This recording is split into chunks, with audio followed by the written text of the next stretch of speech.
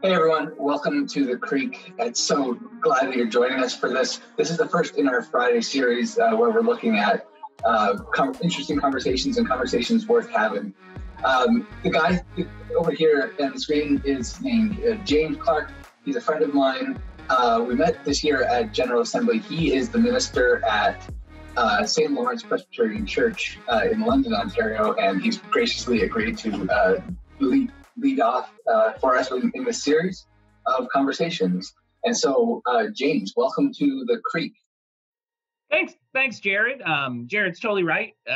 His introduction is perfect. I am the minister at St. Lawrence Presbyterian Church, and we did meet at General Assembly. I think it was me, Jared, and like a few other young pastors. So I think they put us all in the same, like they wanted all the young people together, which I thought was very classy of them, or trying to keep us all in one room to keep our energy down or something. I don't know.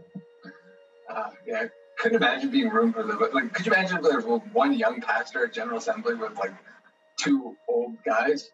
I don't know. Like me and Ian, by the way, just an inner joke. I apologize, starting this off in a weird way, but like Ian was the oldest minister at General Assembly. Yeah. And I was the youngest one, and there's this great photo of the two of us with my arm around him and we're smiling. And so I think I could get away with one older gentleman. I think that would have been okay, but like two, maybe. I hear you, Jared. Yeah.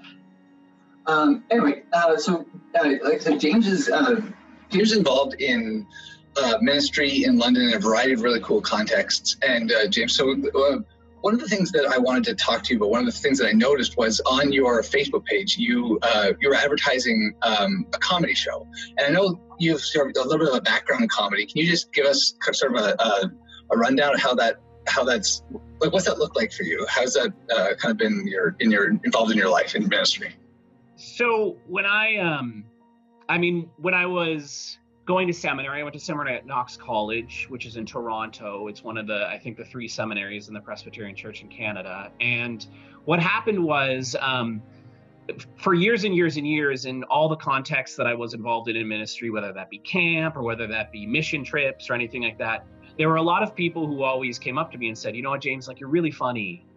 And so every single day when I would go to Knox College, where I was living, I would pass a place called Absolute Comedy, which is a comedy club in Toronto.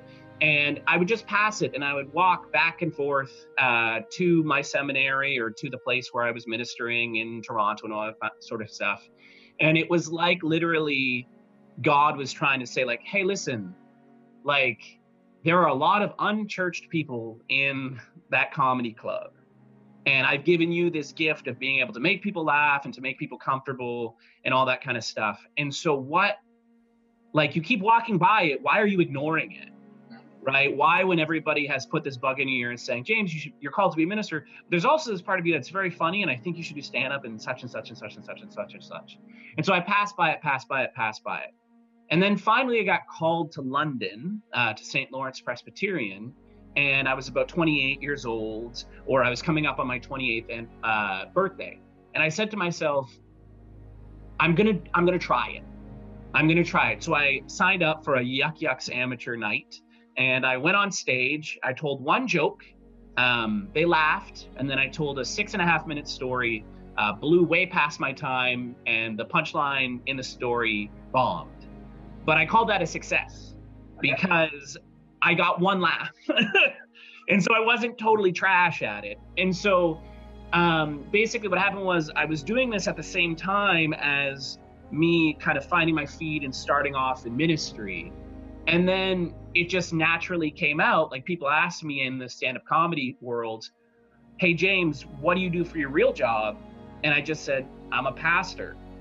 And there were some people who thought I was joking, but then when they added me on Facebook, they recognized that I was sharing live streams and then also advertising comedy stuff. And then people in my church were like, what do you do for fun? And I said, well, I do stand-up comedy. And then an elder, her name is Nancy Springer, came alongside and said, James, have you thought about doing a stand-up comedy night at the church? And I said, no, I don't want to do it. And they said, why not? And I said, well, because to be honest, this idea that I have in my brain of churching the unchurched world, going into bars and that kind of stuff, is untested. I really don't know if it's going to work. I don't know if Jesus is going to work through it. And then she said, well, why don't you put your faith in God, that God will? And so we did it. And we had about 6 or 7 comedians. They came on out to the church, and they were all unchurched people. None of these people believe in any way. And then we did the show, and there was about 70 or 80 people at the show, not massive. And then that was great. And then I just remember thinking to myself, boy, this is a really good thing. We can raise some money for charity, like Presbyterian sharing and all that kind of stuff.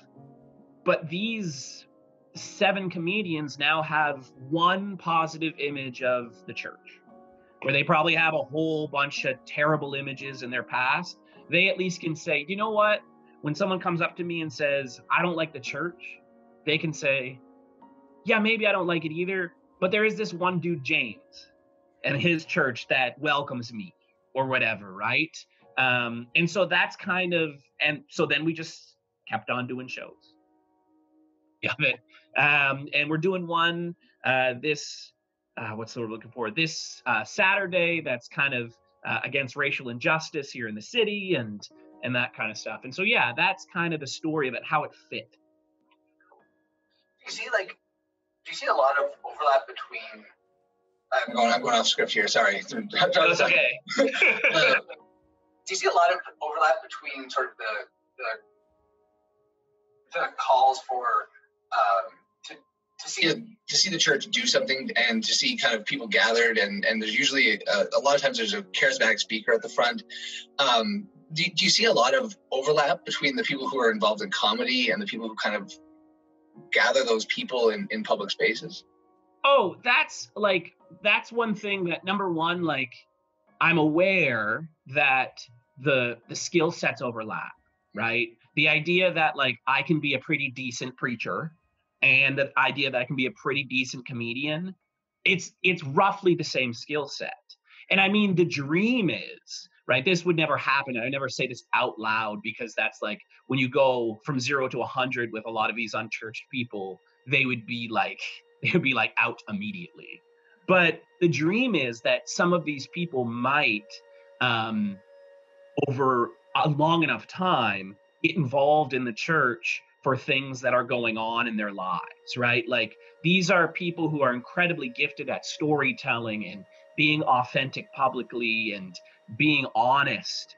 And so if we kept up these relationships and maybe they went through a seeking phase, maybe that's somebody who's now leading prayers in your church or that kind of stuff, right? That's the dream, and who knows what happens and how there's like a million steps in between those two things. But that's kind of the idea, right? Like, there's definitely been times in which there have been stand-up comedians in their low moments over the past 4 years that have sent me a message and said, hey, James, can you pray for me? Hey, that was a good sermon. I caught your live stream. Hey, can you tell me about religion? I'm really depressed and I've tried everything else. And so, like, there's definitely a dovetailing of those skill sets. And I'll tell you right now, it's maybe a better preacher. Like, 100%. I'm off notes now because of stand-up comedy. Like, 100%. I started as a note-reading preacher, and then I said to myself, hey, why can you memorize 15 minutes of 7 different bits and you can't do that on Sunday morning? Like, why is that? And so that challenged me to try to do that. And so I think the skill sets are connected, absolutely. Let's dig in a little more in that then. So, like, I've listened to a lot of sermons, and I've known a lot of ministers who think that they're funny. Yes. And the old standard is for, you know, a minister to open up with a joke and then kind of go into their 3 points in a poem. But, like, how has the act of sort of being funny for Jesus, how has the kind of the work of that impacted not just the kind of the delivery of sermons? Because I think that's good. I think that's something that we should probably as preachers spend more time working on is actually the delivery, the medium being the message and all that. But how has the idea of sort of structuring a joke and bringing a story through to a punchline sort of changed the way you contemplate, you sort of structure preaching?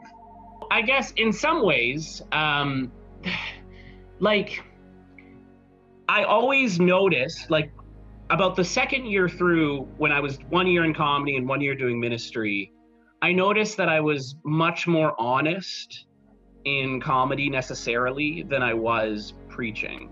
And that made me uncomfortable because I felt like there was, you talked about a little bit, like the 3 points in a poem start with a joke, like that kind of stuff is very well worn. And I think congregations like it, but it's because it's comfort food, but also it can be this artifice. And so I thought, well, okay, so let me see if I can write a message like I would write my stand-up. And so I did. And then what happened was a person in the congregation came up to me and said, "Oh, that was great, James. You were funny all the way through." And I thought to myself, oh, I'm not sure I want that either, because I don't want people to necessarily remember just the jokes, but I also don't want people to just see like that they want to memorize the artifice. And so in a lot of ways, this process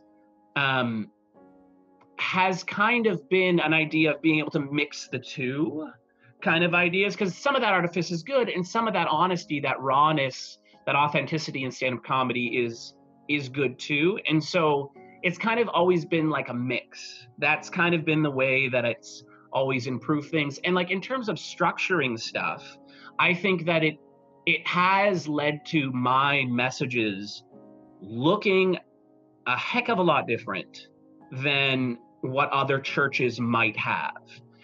And in a way that I think is uniquely to stand-up comedy. Like, I'm not the charismatic preacher, right? That's not how I am.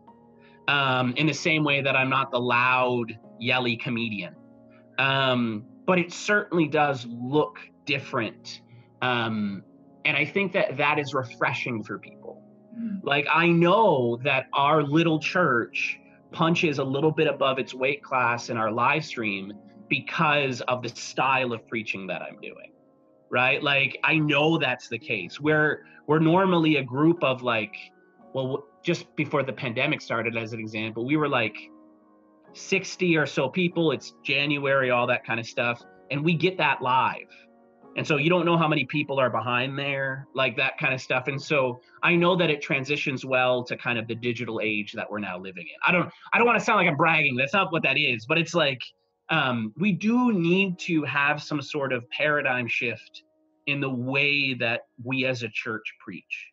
And I'm not saying it's necessarily charismatics, but I think that there's an authenticity there to something like stand-up or something like comedy, because no one laughs if it's not true. Like the exaggeration is there, obviously, but if you don't understand something, you can't joke competently about it, because everyone would go, well, that doesn't make sense, right? And so I think that the structure and understanding comedy does help my preaching, and it helps it look a lot different. That phrase, no one laughs if it's not true. Like that hit me kind of that as sort of a powerful truth. And so again, I'm going to go off the pre-prepared question. That's fine. We're good. We're having a talk. So like, how does that sort of role of authenticity, how does that shape like preparing a comedy step? How do you put yourself on stage in front of a group of people? Because it would be very easy to say, I'm going to write a set of material that I think is funny, and I'm going to kind of do my character. And I've seen a lot of prechers step into the pulpit, especially younger preachers and think they have to have either a pulpit voice or they have their sort of their style that they kind of lean into. How is that kind of authenticity borne out for you in both comedy and in ministry? I'll tell you right now, there was a good 6-month period where I hid the worlds from each other, right? Where I said, I don't think I can say on stage that I'm a Christian yet, because I don't know what will happen if I say that in front of a group full of drunk people who I have no idea who they are and what their faith journey is or who they might be, right? No idea, right? Especially in Canada. Like, I know that there's a lot of stand-up comedian pastors in the United States. Like, it's a thing that happens in the United States. Like John Chris, and he's got his own stuff, but like he's an openly Christian stand-up comedian. But to be a pastor, and then also I didn't tell my congregation about it because, like, you know, the history of ministers, right? Like the idea that even though I don't drink, the idea that I show up to a bar at a particular time, like at 9:30 at night on a Tuesday, if there's somebody in a church, if somebody in a church heard that 15, 20, 30 years ago, they'd be like, he can't be our pastor, right? And so I definitely kept the worlds separate for a long time. And I'll tell you right now, it held me back as a minister and a comedian. And so the thing is, like, once I started to go on stage by saying, like, listen, I am a minister. Don't worry, I'm not going to talk to you openly about Jesus, because that would be uncomfortable when you're not expecting it. My comedy got so much better. And I all of a sudden had a whole bunch of traction in the scene. Like, legitimately, I went from that one story at Yuck Yucks on an AM night where I didn't even know if they'd ever have me back, to last year closing the AM night at Yuck Yucks and just being open as a Christian. And the host, who's not a Christian himself, literally said, it gets really exciting whenever he talks about religion. And I was like, what? Like, to me, that's wild, right? Like, to me, that's wild, because I'm still in the church. I totally understand why there was this market for in stand-up comedy. People like Sam Kinison, or people who had fallen out of the faith and, oh, we're really going to give it to the church in our stand-up. But the idea that it's exciting knowing that I'm still in the church is wild to me. That people really are, at least, I'm not preaching to them, but I'm coming from a religious perspective, and at least in my mind, opening their ideas up to what a clergyman really even looks like. But yeah, so I guess, like, in a lot of ways, that's kind of like, the comedy stinks if I'm not authentic, just like the sermons will. Yeah. Right? Like, if you don't, what's that, the definition of an apostle, right? I was taught this in Knox College, and this might just be a particular definition, but an apostle is, the reason why the disciples turned to apostles is because they had a moment with the resurrected Jesus Christ. Yep. And they need to communicate that. That's why Paul always talks about Jesus meeting him, right? Like on the road, like all that kind of stuff. And so if you can't communicate that authentic moment with Jesus Christ, then it's gonna suck. Like, I know that's a really weird way to phrase it, but then you're not an apostle. You are some sort of other thing. So that you mentioned a couple of sort of the big names in comedy. And it does strike me that comedy is often a place that's not particularly friendly to Christianity. Like some of the big names, like Bill Maher is openly hostile to Ricky Gervais. A lot of the big names, and maybe that's a particular generational bent. And I don't know enough about the sort of the current sort of up and coming stand-up generation, but like, what's it like to be that faithful witnessing presence? Like, you talk about opening people's eyes to seeing what a clergy person is like, or you know, at least creating space to start having conversations. And I love that the host of that comedy night could identify that things get really exciting when you talk about religion, because it is something that's out there. It is something. One of the books I'm reading right now is called Seculosity, and talking about sort of how the religious impulses kind of just get translated in everyday life when you don't have a religious outlet for it. And so, what can you tell us a little bit about what it's like for you to be a Christian in an openly hostile, and maybe and correct me if hostile is the wrong word, but in a space that so often has a distinctly anti-religious and just definitely, or probably more so, anti-Christian bent?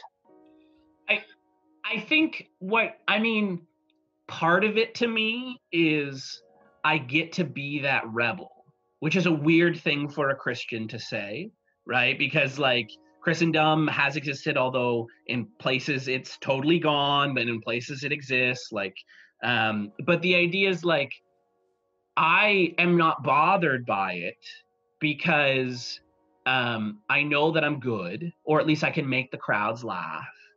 And that's a little bit how I think this plays out. There are so many churches and so many comedians who, sorry, not so many churches, so many comedians who tell the cheap shot jokes at like the sexual scandals, right? There are so many of them who do that. That is like the hackiest, most prevalent jokes that exist about religion. And so normally, because I'm new-ish, I open, or I'm sometime before the final comedian. And I have watched repeatedly when I know comedians have those hacky, making fun of sexual scandal jokes in their bag, I will go up and as the minister go, tell my jokes and have them well aware that I'm a minister. And then the other guy comes up and I'm waiting in their act for them to go after the church. And then they go after the church and the laughter's like muted. And it's almost like the crowd goes, the other guy was just up there and he seemed like a pretty nice dude. Right? Like, and so in some ways, what I like about it is, yeah, it's a hostile environment. And as long as I'm not focusing specifically in an active, verbal, obvious way that I'm preaching the gospel to the crowd, I am, just in a way that's not direct and in a way that will make them go away. What's the word I'm looking for? Like, my witness or my presence there makes it not hostile, right? Like it makes those jokes less muted. It quiets that voice. And so I always try to keep my eye on that because yeah, I'm sure that there are conversations that are happening with other stand-up comedians where they're going, maybe we don't have James on the show because he's that religious guy, but I don't care about that, right? Like I've got another job. I'm not looking to make millions of dollars off of this, right? Like, and so it's not like it's taking food out of my mouth or anything like that. I just always, I know, and that's the point. The point is that I'm going into a hostile place. The point is that's where the light needs to shine, right? Like we all know, like the sick don't need doctors. Like, and I'm not saying that I'm this doctor of faith, but like I need to clear up some of that misconception, because when you're on a show and half of them talk about how awful the church is, at least I get to come in there and have 5 to 7 minutes to say my piece and get up there and be like, well, do you know, there are people in the church who really don't like the fact that that exists. And we're all not. Like I have a joke recently that I'm writing now where with all the unrest in the world right now, like with the police officers and everything like that, like the joke starts with, boy, isn't it cool to recognize that not only the church abuses its power, like legitimately, like I think that there are always those authentic, like for years stand-up comedy has acted like only us, we're the ones, but everyone does, and that doesn't mean that that's good, but there are also people who are good cops, there are people who are good clergy, there are people who are good judges, and so it's like the fight between those things. And so I haven't totally worked it out yet, but that's kind of like the premise is like, it's really strange that the world needs to wake up to that. And so I think being a Christian in that setting, I like that. I'd rather go into a hostile environment. That's my missionary field. Like, so like, there used to be a time, and you mentioned sort of the death of Christendom, where clergy used to be defined kind of by what they wore, right? Like they had they walked down the street with their collar on, and people give them their seat on the bus or whatever it was. I mean, maybe that's more imagined than real, but The clergy tax, right? Or the clergy discount. That's a real thing. Yeah. Do you know what that is, Jared? I don't, but it sounds awesome. I won't. Exactly. They used to give clergy discounts on gas and food like 60 years ago in Ontario. That's a real thing. Sorry to cut you off. I apologize. See, this is what I miss out by not ministering in Ontario. Exactly. The other 90% of Presbyterians. Like some comedians I know have been more open about their faith. Like people like the guys like Jim Gaffigan, Stephen Colbert have been very vocal about, owning their faith and being very present sort of in it. And I mean, do you think that there's a blend between sort of almost a vestment that you get to put on when you walk onto the stage? Like do you ever see the potential for being, that the pastor to this crowd, and maybe not pastor's not the right word, but the character that you kind of embody when you stand on the stage, even as much as it's sort of authentic to you. Like Jim Gaffigan, who's a comedian that I know, whose material I know well, he has that stick he does where he'll tell a joke and then he'll kind of do the audience's reaction. Yeah, the voice in his voice, which is, I mean, that's kind of his comedy character. Do you see part of the role of being missional and being invested in this kind of this people group as part of kind of figuring out what do your vestments look like? Do you, like, maybe not asking the question well, but is there a kind of a not a persona, but a something you put on to convey to the people, right? And not necessarily, not definitely not something physical, but something that you do that conveys to the people out there that you are there witnessing for Jesus, that you are this apostolic kind of character. So I'm always, so here's the thing too, like definitely not as popular as an example. I'm definitely not as popular as say like Stephen Colbert or Jim Gaffigan, obviously. Yeah. But like they can sometimes be open about their faith and then still kind of be uncensored in their comedy because they're not pastors, right? Like that's something that I think is one big difference there. But I'm also like, in terms of putting on my faith, like the first joke that I tell every time is that I'm a minister, right? Like the like, not that that's the joke, but the idea is like within the first joke that I tell, I do this joke about my name. I lay out my name and then I put a whole bunch of different titles in front of the name. So I say like, I'm Sir Reverend Dr. James William Clark III. I'm whatever, like I put up a whole bunch of titles. And then at the end of it, I say, hey, just so you know, some of that's true. I am absolutely a minister, such and such, such and such, right? And so the idea is like, in some ways, what I put on is the same thing that I would put on in the pulpit, in that I'm going to be as authentic and as thoughtful as I can be, right?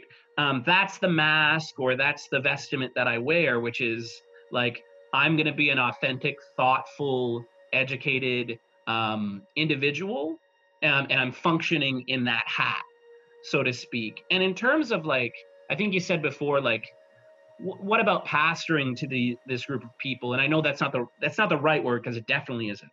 But what about caring for these people? And you said a little bit before about like kind of the death of Christendom, and that has happened in places and that kind of stuff. But a stand-up comedy hall is a church. Like, let's be clear. Like that's what it is. They are coming to hear truths that resonate with them and make them laugh. And it doesn't look like our churches. Absolutely. There's not pulpits, and I know that certain contemporary churches look this. It doesn't look like a Hillsong concert or anything like that. But a stand-up comedy club is a church. And so as somebody who is involved in that, and it doesn't have the same official processes and all that kind of stuff, there is a role as one of those comedians to stay faithful to some of the values and also to care about its members. I often think of not necessarily the person who's anti-religious in a comedy club, because there are many fans that are that way, many crowd members that are that way. But the person who might be seeking, or the person who might feel really uncomfortable with their faith and they're unsure about it. And so for me, I'm pastoring in a lot of ways to that audience, to that group of people who are like, man, they're really harsh on the church here. I wish there could be someone funny who might say things that would resonate with my beliefs. And there I am, right? And there's still a group of things that we never talk about and all that kind of stuff. But yeah, like a stand-up comedy hall is a church. And so the vestments I put on are the same things that I would put on outside of I don't wear a collar really at my congregation. Try to be an authentic, thoughtful, good public speaking person. Like that's does that answer your question? I'm sorry, Jared, if that's absolutely. I love that. I love that idea that the seeing this gathering of people, because to me that's the definition of church. Church is ecclesia. Yeah, exactly. Called out for a purpose. And so for a comedy club, for you to have the insight to sort of identify that gathering is church. It's where they come to find truth, and it's where they come to kind of engage with that truth. Those are kind of powerful. I think those are powerful ideas, and I think those are kind of.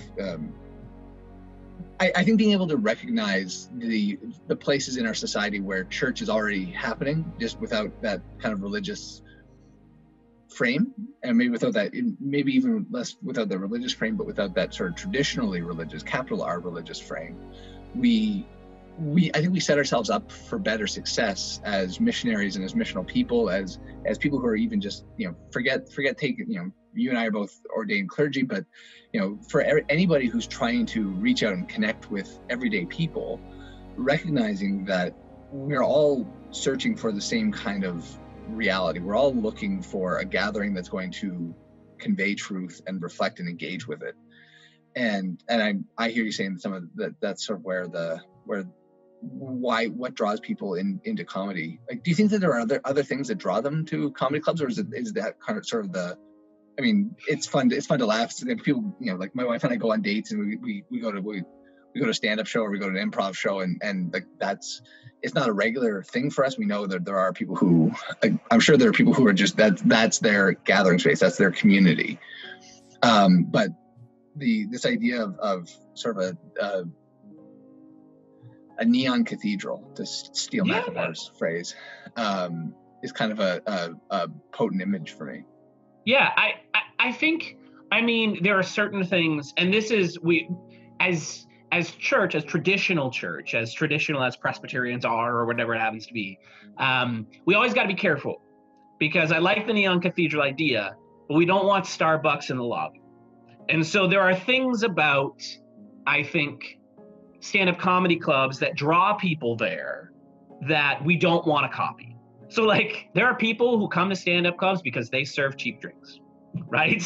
That's absolutely the case, right? There's a reason why Tuesday is comedy night. Normally that's cheap drink night. They want to compete with cheap movie night, like that kind of stuff, right? So there's some stuff there.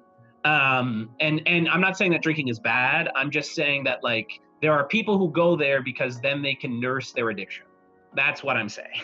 And so there can be some bad stuff that draw people to stand-up comedy clubs, just like there are bad things that draw people to churches, right? But I think that it's not just laughter.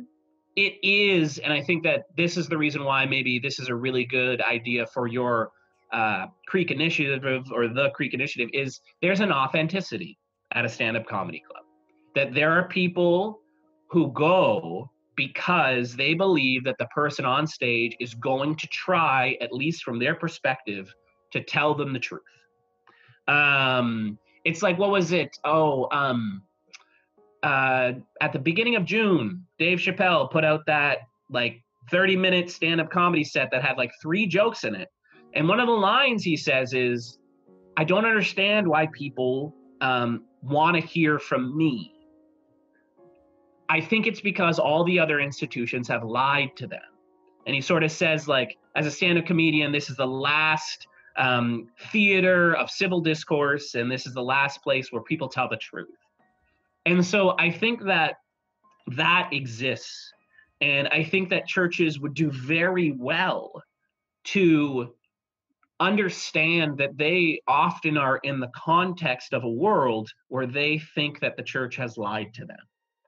And so they could probably develop a little bit of that honesty at stand-up comedy clubs.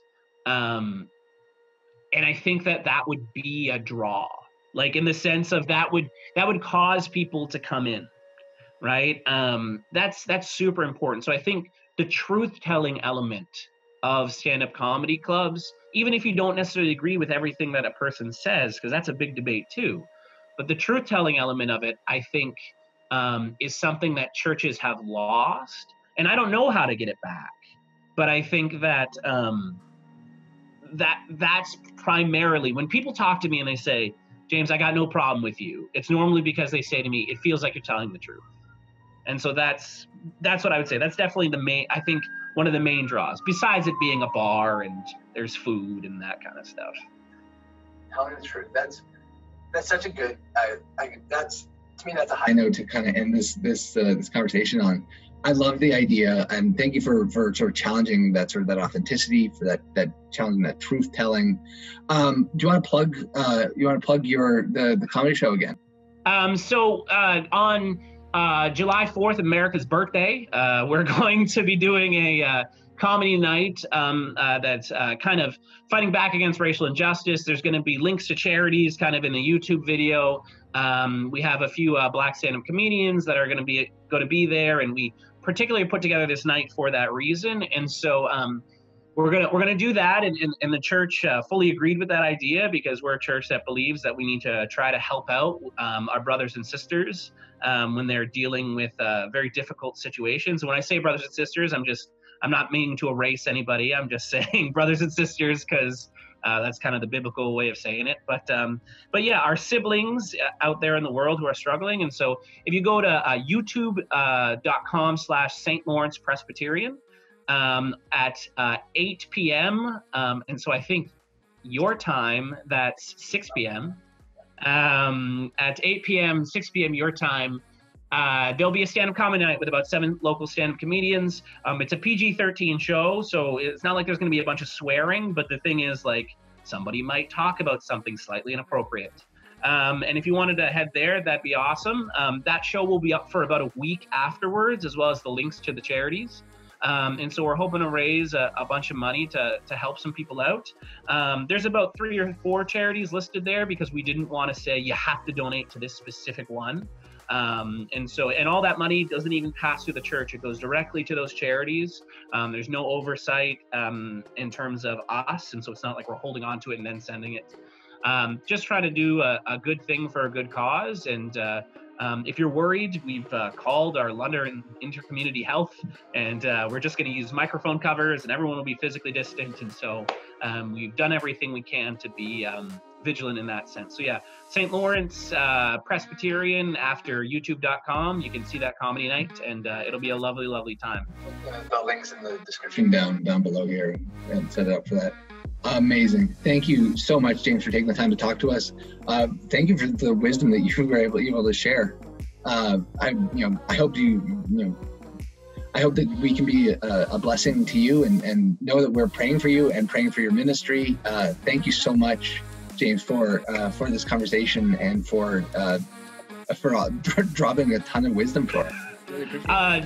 Jared, I just wanted to say thank you to you as well. It's not easy necessarily to be a young guy in ministry, and I've very much appreciated our conversations. It's nice to know that there are people like me out there, and that there are people really seeking after Christ. And I see that in you, Jared. This is a whole part of that. And so thank you as well, my friend. I'm blessed to be a blessing, and so are you. And so thank you. Okay. Take care of yourself. Take care of your family. Take care of your church. See you around, sir.